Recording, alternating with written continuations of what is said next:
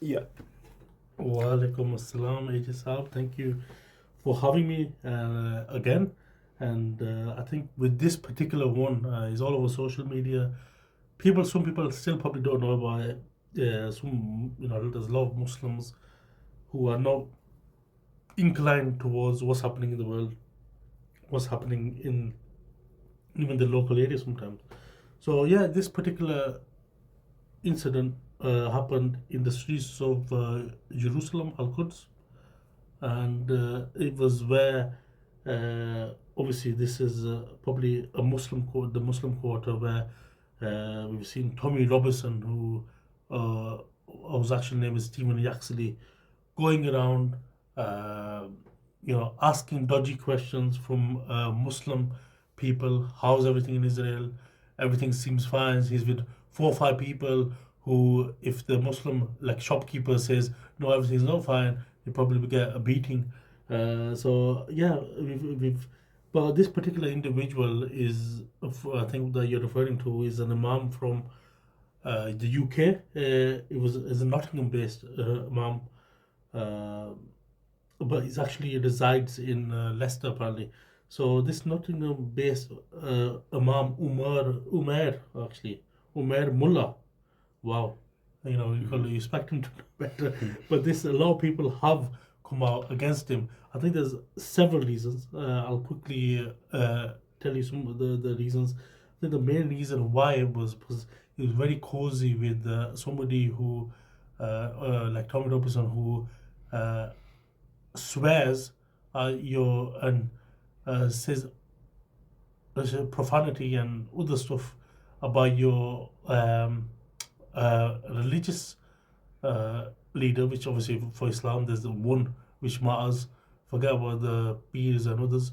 The one that matters is Prophet Muhammad sallallahu alaihi wasallam, and who they say all sorts to. This guy's causing up to him like as if he's some kind of a celebrity, right? Then we've got over to call he's this particular which is caused, is divide and conquer, which Britain has instilled in a lot of people. He's done that by saying, "Oh, it's just British, Pakistani, stroke Kashmiri individuals who are the problem." But if you met up with our Muslim Dobandi firqa, you'll see that there's no issues, right? But Yeah. in actual fact, we call a lot of mosques up and down the United Kingdom have been formed by British, Pakistani, Kashmiri individuals. Him dividing the people, I'm sure some of his congregation will be Pakistani. So I believe he's been suspended. He said some very wrong things, even regarding Israel and, we call Palestine. He said something along the lines of, you know, he didn't question you know, he didn't give an answer to like Palestine's being occupied, the genocide, anything like that. He was saying, yeah, if the Muslims are at peace, which they're not, everything's fine. But yeah, these several things, has basically made, hopefully, he's going to make his life a bit more miserable because what he said was absolutely some falsehoods, and what you call is against going against your own congregation. I'll say that's wrong. So it's been rightly suspended, and it's I really, think he's apologized as he well. has apologized. He said he has. So to his credit, he has apologized. He said some of the things he said wrong. Hopefully, but I think he needs to say what he said wrong and ask for proper forgiveness and probably make another video now, because apparently he seems very confident on in that video, taking selfies and all that. So he needs to come out and apologize properly, and hopefully his own mosque and others will forgive him. But he's in the highlight. I don't know if he's meant to do that. Let's hope he hasn't meant to do that. Give him some benefit of the doubt. But yeah, it's stupidity. Stupid what he said.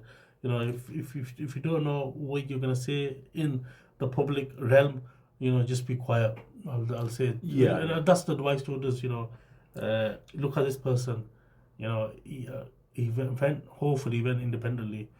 It wasn't like given free tickets, like a lot of individuals have been given free tickets in the past to visit Israel, Jerusalem, uh, what do you call it, funded by the Zionists.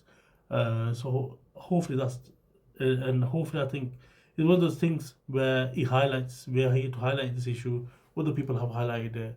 Hopefully we can nip it in the bud and what do you call don't give Tommy Robinson, uh, who I think the five pillars described as a criminal, which he has got lots of criminal records, and he's a Zionist who is in need of money, and he's that's where his funding base is, and he's perpetuating to the right, far right, and we shouldn't help. Yeah, I think he shouldn't be. Obviously, he's met this Imam, and obviously, this Imam didn't know too much. I mean, he called it Ibn Kathir, and Ibn Kathir is one of the most best mufassir of the Quran in the Ummah, in the whole of Ummah. That's been, and he quoted him to say, look, what does Imam Kathir says about one of the ayahs.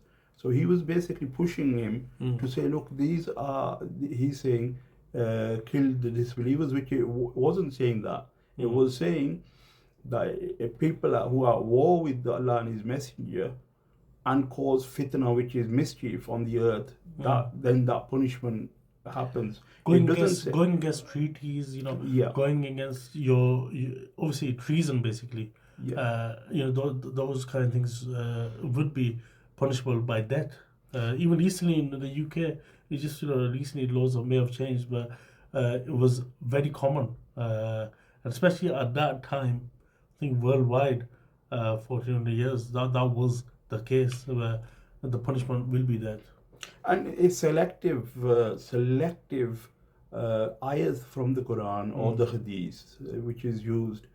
We've got 1300s of years of history where, Muslims, Christians, atheists, everybody lived under, whether it was the Ottoman Caliphate, whether it was the Abbasid, Umayyad, or the Khilafah Rashida at the beginning. There was conflicts, but they weren't as high as if you look at World War One or World War Two, which were done in the West. So Europe, the fighting that took place, or the bomb that fell on Hiroshima and Nagasaki, which killed, so many innocent civilians. And we've got a rich history where that. I think you also need to mention the killings of Jewish people, and obviously those people who didn't march, even disabled. These people killed disabled, and others who didn't march. The hierarchy, what they stood for, Hitler stood for. So yeah, those kind of things happened, and they happened in Europe, and Europe did cause a lot of mischief, but what do you call it? The Holy Land was particularly safe for over 1,000 years. Would you say 1,300 years? 1,300 years. About close to 1,300 years. What do you call Al-Quds or Jerusalem, in particular, was very safe, and I think Jews were brought back to Jerusalem, and what do you call Islam was a testament to safeguarding minorities, including Jews, whether it was in Jerusalem or Spain. Yeah, I mean, the lies that they talk about is Zionists have been here for thousands of years. They have not. They only been created recently. Yeah. So just before the 1948, a lot of the Jewish Ashkenazi, I think they called Jews from Europe was sent, from America was sent, from Russia was sent to this occupation, to occupy the land of Palestine, what's called Israel. I think they had to change the surnames, just to fit in with the more Hebrew-sounding surnames. Even Benjamin Netanyahu had to change his surname. So we all know where this uh, extreme ideology, what do you call, organization the Zionists are from, you know. But I Mhm. think he should have done a better job, and unfortunately hasn't. And I think obviously he doesn't represent the whole British United Kingdom Muslims. So I think we should take it with a pinch of salt, and who the people should be wary of what could Mhm. potentially happen. He's gonna blow that out of all proportions. He's sent it all over. He's got loads of people, what they call it, saying, "Oh wow, look, he's right. He's the Pakistani grooming arm, and the other Pakistanis who are the problem." So he's kind of said, yeah, basically, Yeah, he's thrown the I think Pakistani we as a stroke Kashmiri people community, under the bus. as a community, we should basically deal with problems and Hmm. discuss between ourselves. And the arguments that are thrown at us, or the blame game, should stop, and we should have discussion, Hmm. honest discussion, whatever we can do to build this cohesion in the society, community cohesion. But that requires a lot of time and effort. So we will be talking about these issues on here. There's obviously, if you go point by point of the video that was there, extremely what do you call it? It's extreme. It's basically garbage. It's lies. Yeah, it's something that a Zionist Muslim might say, because I think this guy isn't a Zionist Muslim, but is what a Zionist, those dodgy Zionist, I forgot his name, but he's from the UK. There's a dodgy Zionist Muslim who wears a beard and who, what do you call, proclaims Israel uh, is the rightful, or Zionists are the rightful owners of that particular land. He's even advocating for Great Israel. So God knows what they are, what some money will do to people. And these are people who were born in Pakistan. And he's come here, obviously just for a bit of money, he's probably done that. And I'll see if I can find his photo and I'll put it on our social medias. I think it's good that we've highlighted this issue as well. And yeah, no, I think people should be appalled, with what he said. He's trying to he's trying to cause division. So I don't know if he's he seemed pretty young. Most Gujarati people that I've met, and there's a mosque that I do it sometimes attend. Uh, you know, they're very good people. They're very very Yeah. good people. I'll be honest with you, they're very good Yeah. people.